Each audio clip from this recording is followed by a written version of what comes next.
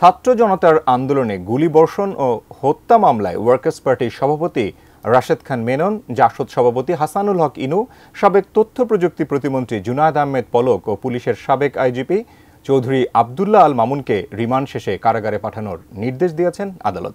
এদিকে সাবেক DMP commissioner Asaduzzaman মিয়াকে বিকেলে খিলগাঁও থানার ছাত্রদল নেতা নুরুজ্জামান জনি হত্যা মামলায় আদালতে হাজির করা হবে। সাব্বির আহমেদ জানিয়েছেন বিস্তারিত। বিভিন্ন মামলায় রিমান্ড শেষে বৃহস্পতিবার সকালে আদালতে হাজির করা হয় সাবেক মন্ত্রী রাশেদ খান মেনন, হাসানুল হক ইনু, সাবেক প্রতিমন্ত্রী জুনায়েদ আহমেদ পলক, সদ্য সাবেক আইজিপি আবদুল্লাহ আল মামুন এবং ঢাকা জেলার সাবেক অতিরিক্ত পুলিশ সুপার আবদুল্লাহিল কাফিকে। এ সময় আদালতে তাদের খুনি খুনি বলে স্লোগান দেন ক্ষুব্ধ আইনজীবীরা তাদের দৃষ্টান্তমূলক শাস্তি চান।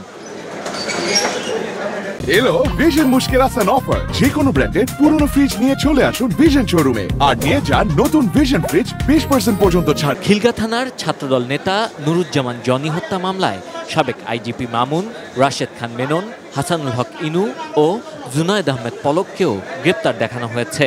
এছাড়া ভাটারা এবং মোহাম্মদপুর থানার হত্যা মামলায়ও সাবেক আইজিপিকে নতুন করে গ্রেপ্তার দেখানো হয়। তবে এসব মামলায় পুলিশের পক্ষ থেকে রিমান্ড আবেদন না করায় তাদের কারাগারে পাঠানোর নির্দেশ দেন আদালত। এই যে ছাত্র জনতার যে গণহত্যা, এই গণহত্যার সঙ্গে সরাসরি জড়িত এবং ষড়যন্ত্রের সঙ্গে সরাসরি জড়িত দলীয় নেতা রাশেদ খান মেনন, হাসানুল হক ইনু এবং জুনায়েদ আহমেদ পলক, আবদুল্লাহ আল মামুন, তাদের বিরুদ্ধে আজকে রিমান্ড পিটিশন দেওয়া হয় নাই।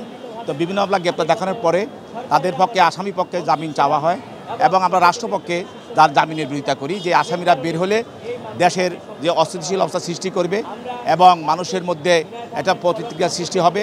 যেহেতু তারা গণহত্যার সঙ্গে জড়িত, তাদের দৃষ্টান্তমূলক শাস্তি হওয়া প্রয়োজন। একই সঙ্গে ঢাকা জেলার সাবেক অতিরিক্ত পুলিশ সুপার আবদুল্লাহিল কাফিকে আদালতে তুলে সাভার থানার হত্যা মামলায় গ্রেপ্তার দেখানো হয়। এ সময় পুলিশ 7 দিনের রিমান্ড আবেদন করলে আদালত 4 দিনের রিমান্ড মঞ্জুর করেন। Sabbir Ahmed, ATN news, Dhaka.